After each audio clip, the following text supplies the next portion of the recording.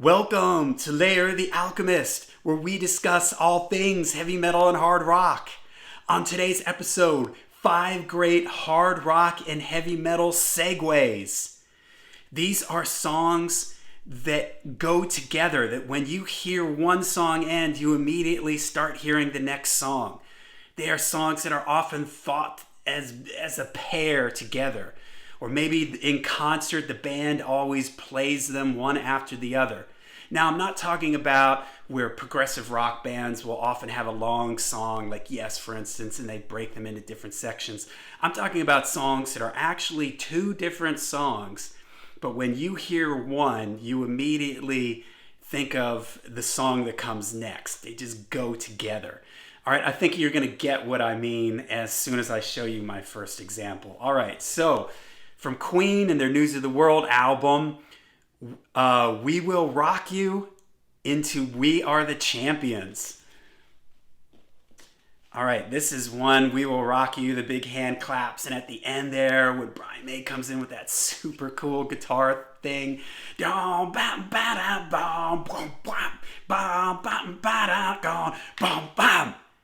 paid my dues. Piano, I mean, when they play this, have you ever heard We Will Rock You just played by itself on the radio without We Are the Champions following it? I mean, if you heard that, you're probably a fuse would blow in your brain because you're so used to hearing those 2 songs go one right into the other. So that's just a good example, perfect example right there. They're both 2 separate songs, but they're always thought of as a pair. And it works really great because We Will Rock You is sort of this primitive, foot pounding, hand clapping one, and it's kind of short. It's not super long. It's a sort of a chanting sing along thing, and then it goes into that big epic We Are the Champions, and that sort of mellow, such a subtle mellow beginning there with just Freddie and the piano. So, all right, Pink Floyd. Pink Floyd has a lot of these, but one that immediately came to my mind was from Dark Side of the Moon, the song Brain Damage into Eclipse. The lunatic is in my head. All of that stuff. Remembering days and daisy chains and I've got to keep on the path. And then the way it ends where it starts to build and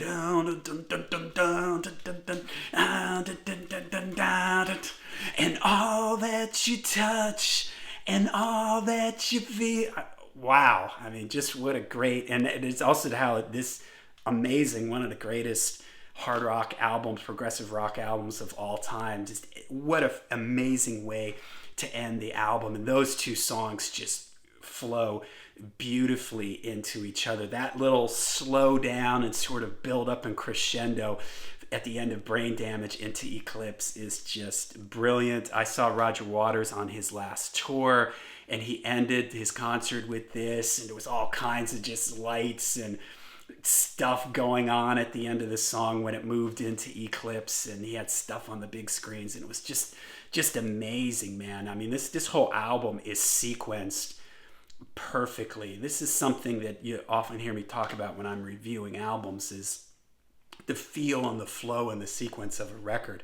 And I think that that's where this whole concept of these segues really comes in. When an album is sequenced and programmed just the right way, it feels like each song flows into another. And this whole album is full of that. But Brain Damage into Eclipse is a special highlight for me. All right, let's go into the metal world. From Judas Priest, Screaming for Vengeance, Hellion into Electric Eye. This is one that, man, I think they've, ever since this album, they open all their concerts with the Hellion. It comes over the PA system, and as soon as, I'm getting a shiver up my spine thinking about it, as soon as you hear that kick in, it is just like, wow, it's so majestic and big and da da da da da, and then it holds out, bom bom dee da dom bom dee da gone. What a great 1-2, what a fantastic album opener, and what an amazing concert opener maybe gotta be one of my favorite, like, heavy. I've seen Priest a whole bunch of times, and every time the lights drop and the Hellion kicks in, it's just like, yeah, that is just, it doesn't get any cooler than that. And the way they segue into each other there's holding out at the end of Hellion, just all the feedback and the notes, and then it goes into that ripping riff and Electric Eye, one of my favorite Judas Priest songs. So, all right, okay, so here's another one from Led Zeppelin 2, Heartbreaker into Living Loving Maid.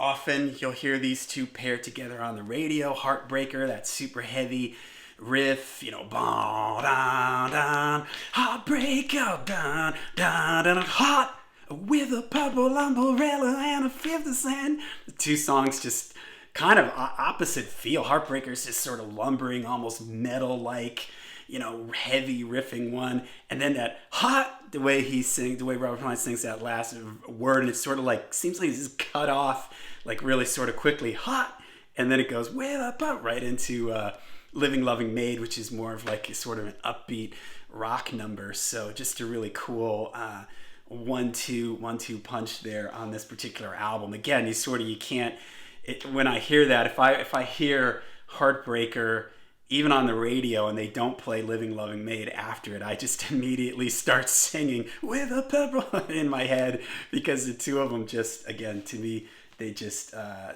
go together.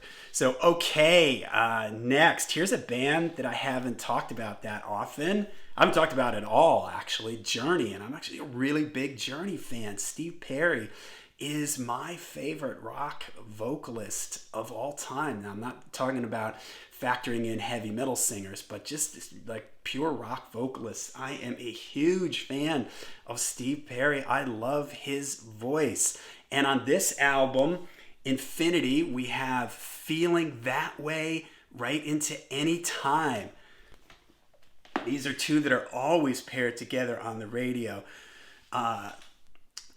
Feeling That Way with the feeling that way, oh, whoa, I'm feeling that way. And I love in the song in general where it has Greg Rowley, the original keyboard player, singing. He sings like the verse, and then Steve Perry comes in the summertime, just his effortless, beautiful soaring voice, man, and he just comes in and uplifts the song. And then the way the song ends, feeling that way, with all the vocals, and then it cuts hard. Ooh, ooh, anytime that you want me.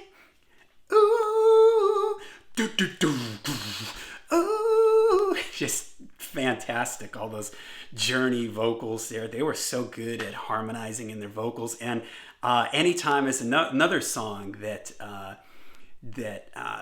Greg Rowley sings part the verse, and Steve Perry comes in then and takes it away on the chorus. It's time at all. Just great, man. And the Journey harmonies are just like pow. I mean, they're sort of up there like with Queen for me, you know, with just big, thick, multi-part harmony. So those are two songs that, again, when do you ever hear those just by themselves on the radio? No, it's like they're always sequenced right into each other. So Journey, Feeling That Way, and Anytime. All right, so there you go. 5 cool segues in hard rock and heavy metal songs. Let me know in the comments some suggestions that you have. I had to rack my brain a little bit for this to come up with it. Once I got rolling, I was able to come up with them, but I've got enough for another video. But you let me know down in the comments, because I'm sure that there's some that I haven't thought of yet. And I think it's kind of a cool thing. You know, sometimes when you listen to an album so many times, you can just hear in your head what's coming next, and these songs are all just great examples of that. So, all right, let me know in the comments. Give me some suggestions. Make sure you hit like and subscribe. And until we see you again, make sure you stay heavy, stay metal.